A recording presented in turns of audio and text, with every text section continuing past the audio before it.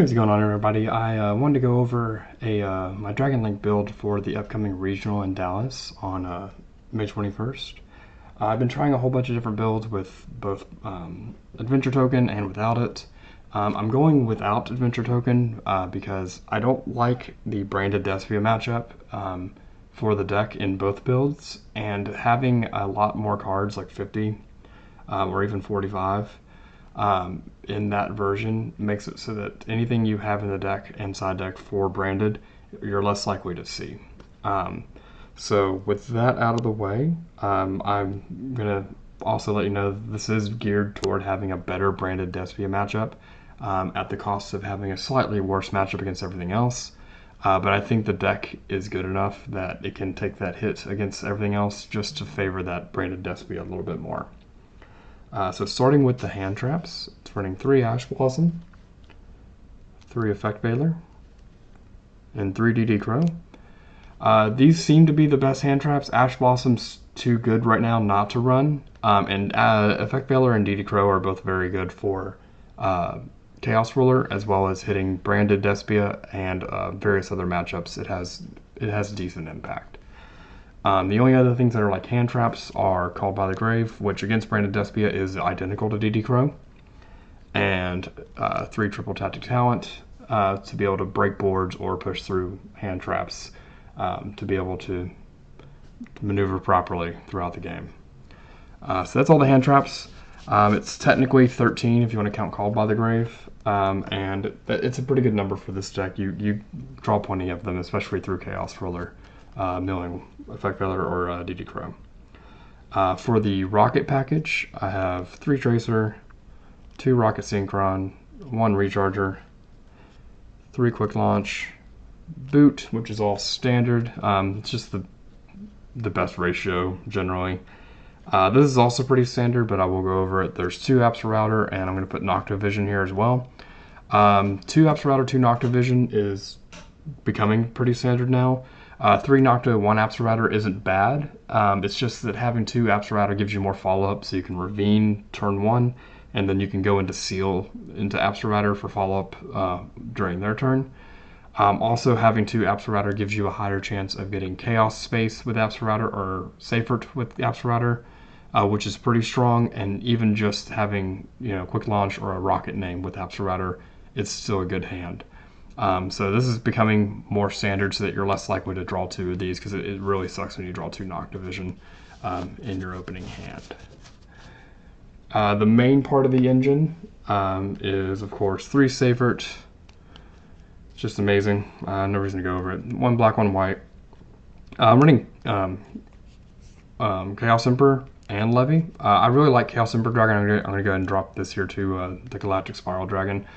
Chaos Emperor is really good. You should give it a try, definitely in the pure build if you haven't already. It lets you cycle into Striker Dragon easier, and it gives you more hand economy, which is a little bit more important in this specific version, which I'll go over in a little bit, but having more cards in your hand is definitely needed in some cases. And it also extends into 8, which is also with Spiral Dragon, so you can easily make rank 8s in most opening hands. And overall, it's just a really good card. It's almost never dead, and it opens up a lot of really cool little interactions. And so in addition to all that, we also have the Chaos Space for searching all that stuff out. And then the last 3 cards are the bricks, which is Fallen of Albaz, who's a dragon. Like, if you draw this, it's fine. You can normal summon. Like, if you have this plus an extender, you're still fine. You just won't have it to go into Seal Bounce. But Fallen of Albaz, Ravine, and Twin Twister. This is 41 cards. I really like this 40-card deck, but I wanted to have a main deck out to Mystic Mine, as well as going second against things like TC Boo and just nonsense like that. I just wanted to have at least an out, mostly for Mystic Mine, so that I don't just auto-lose to those matchups. Fallen of Albaz is pretty cool. I guess I'll go ahead and go over Fallen of Albaz for a second here. So having this in the main deck really helps with like having Seal be more impactful, because just passing on Seal is kind of iffy right now. It's not as good as it used to be. So having Fallen of Albaz in the deck helps you break boards, as well as like if they negate your seal, like it just gives you more ways to interrupt them so that you survive, so that you can win on the crackback on the next turn.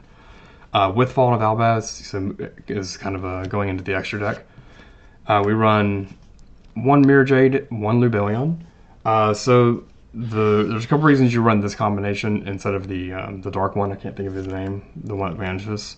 One is that Lubellion's a light and Mirror Jade is a dark, so that means that if you summon Mirror Jade, send Lubellion, and the Mirror Jade dies, you pop their field and you put both light and dark in your graveyard, which guarantees most of your Vault plays have the gas that they need. The other thing is that if you run Lubellion, if you can't go into Mirror Jade, like let's say you have to do it with a dark monster instead of an extra deck monster, you can still have the option to go into Lubellion, discard, shuffle this back, summon Mirror Jade, and now the Lubellion is in the extra deck to be sent off Mirror Jade, so that you can go into either one of these and the Mirror Jade still gets the banish off of it. So that's the reason why you run these two instead of any other two combination of the options. So transitioning now to the extra deck, so we have the standard Strike Rapacity, 1 Seal, 1 Romulus. This has been standard for a while. You only run 1 Seal because Dark is such a good follow-up. You almost never make Seal on turn 2 or on turn 3 if you went first. You pretty much make Dark and just try to kill them or completely take control of the game. 1 Quad Boral. This is sometimes flexible / not needed. This specific version, it's mandatory because I don't run Red Eyes Darkness Metal Dragon. Darkness Metal is like your recovery mechanism off of a Nibiru on your seal. But Quad Boral is also recovery off of Nibiru whenever you're doing your combo. So if you're not running Red Eyes Darkness Metal Dragon, you absolutely must run this card, or Nibiru actually does hurt you. Otherwise, you can sometimes cut this for room if you're running Darkness Metal Dragon, but this is just overall a really good card in either case. The last two links are Unicorn and Access Code. The only thing I don't have in here that's really standard is Triple Burst.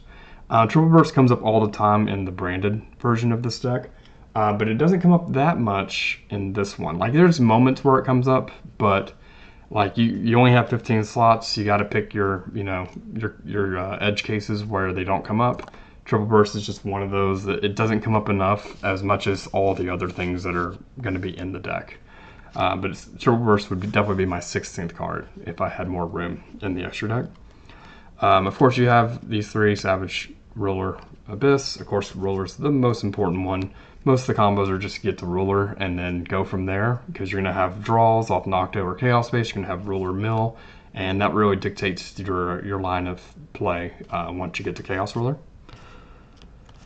And finally, for the rank 8s, I'm running Zombie Stein and Dingirsu. So let's talk about the Zombie Vampire. I think it's a good card, but I don't think it's good in this version of the deck. There's a few reasons why. So when you're milling off Zombie Vampire, it gets a lot more utility if you have more graveyard-oriented cards. Like if you're running Chamber and the Tidyings, then trying to mill that Chamber that you didn't hit off Chaos Ruler is pretty impactful. If you're running hand traps like Lancia and Ogre, it's also really good because those are effectively like drawing them if you can summon them to the field. I was running Zombie Vampire when Ogre was like the mandatory hand trap to have in the deck, but not so much anymore. The other reason why I don't think the Zombie Vampire is worth it is I have no way of utilizing it. So let's just think about a normal scenario. I'm going to make Seal, we're going to do Tracer Pop, or we're going to Rocket Synchron summon back, Dark Locking me to make the Chaos Ruler. I'm Dark Locked. I have a Seal on board. Then at some point I get another rank 8, and maybe it's Galaxy, maybe it's Levy, whoever it is. You summon out the Zombie Vampire, you mill 4, you get some monster, but unless that monster is specifically a rocket, there are no Dark, besides Dark himself, there are no Dark links that I can go into that would be worth me extending into that body for. You don't want to make Dark turn 1. I mean, I guess you could, but it would be a waste of resources. So unless you specifically have access to another rocket, like if you mill a rocket summon and then you can go into Quad Boral, then it was worth it. But you're just gambling on a very small number of cards because you've already quick launched you've already gotten through 2, 3, maybe 4 names of rockets. Your odds of hitting another one are pretty low in that instance. So I do think the Zombie Vampire is a good card, but I don't think it fits in this deck. I don't know, maybe I'm wrong, but that's my take on it. What I did decide to go into is Zombie Sign and Dingirsu. So the reason I want Zombie Sign is for lines like where you get to Chaos Ruler, but you don't have the option to go into Savage or Hot Red. So these would be scenarios where like you got Tracer Recharger, but you didn't get to Rocket Synchron, so you can't convert the Chaos Ruler into a Hot Red. Or if you had Tracer Recharger, you're having to choose between, do I want to negate or do I want Chaos Ruler, which you typically pick Chaos Ruler. This gives you lines where you can still end on Sealed Negate and use Chaos Ruler. It just gives you more flexibility when going first, and that's why I think it's the best generic rank 8 to actually go into for this deck instead of Zombie Vampire. Dingirsu is for the side deck really, but main deck wise, it's really good going second. You can break boards pretty well with this, but it's really the protection effect, which I'll go ahead and transition into the side deck now, that this is ran for. So I'm going to keep this on camera. So the first card in the side deck is a Morphage Goliath. This is one of the big pushes that I'm doing to try to beat Branded. If I can summon Seal Ding and summon this with Seal, you pretty much just win the game. So this is going to have Chaos Ruler on its material. And let me just set up the scenario. The problem with Branded is Super Poly is what really kills Dragon Link here. It's not on camera, so we're just going to put these here. So, ending board, Seal, Ding, specifically not putting 2 Darks on board, or any combination that would allow for Super Poly. You can draw phase, Seal, Bounce, like your Boot Sector or Ravine or whatever card you have face up on the field, to summon Goliath. At no point here could they Super Poly you. And now you have Goliath locking them and this protecting it.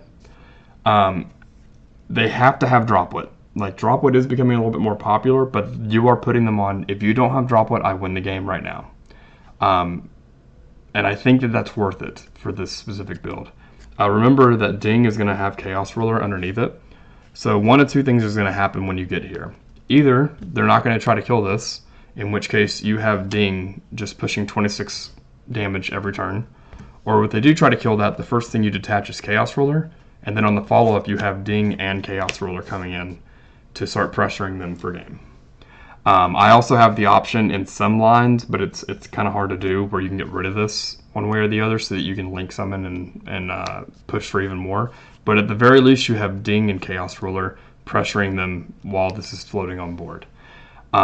It's really strong, and it requires Droplet to get out of. That's the first thing, and that's the main reason Ding is in here. But Ding is also, this is good going first, and Ding is really good going second, which is why those are the two rank 8 choices for this sort of engine.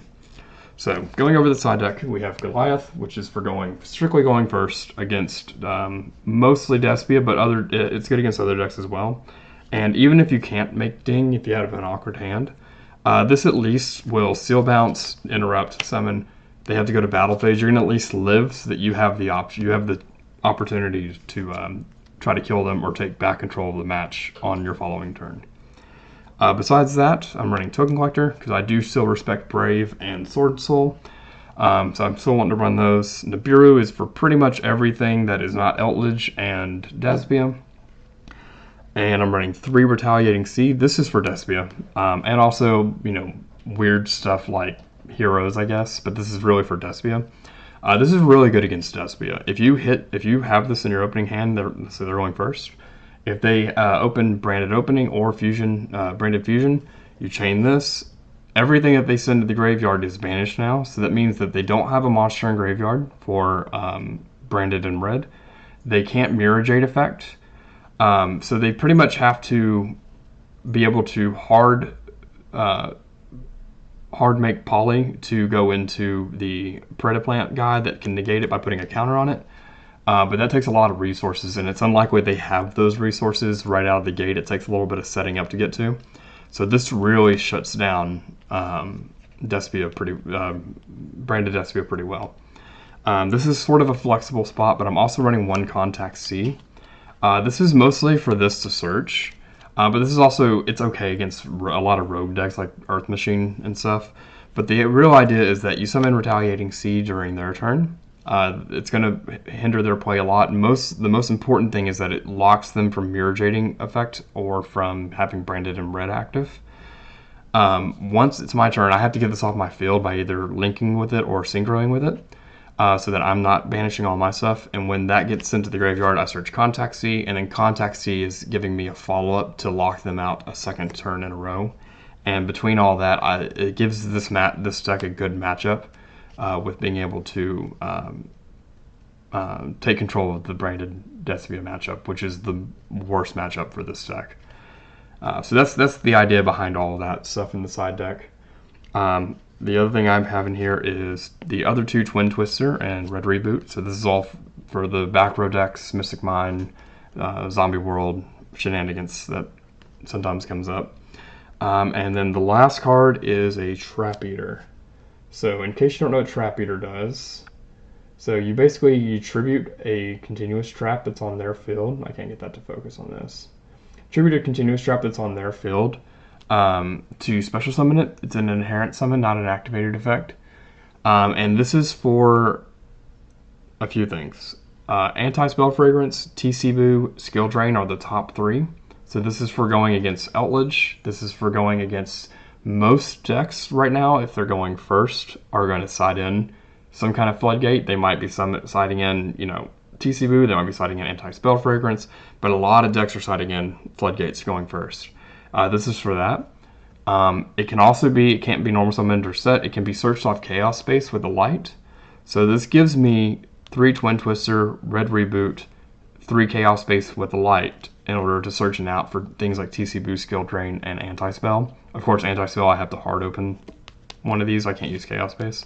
But that's the idea behind that. But yeah, that's the deck. I've been testing it quite a bit. It seems to be working really well. And I'll probably be doing a tournament report. Not a tournament report. I'll probably be making a video about the outcome of the tournament. I might do a tournament report. I don't know if I'm going to have the energy or motivation to log all the stuff that's happening in order to accurately recount everything that's going on in the tournament. But yeah, so hopefully you got something out of it, and take care. Bye.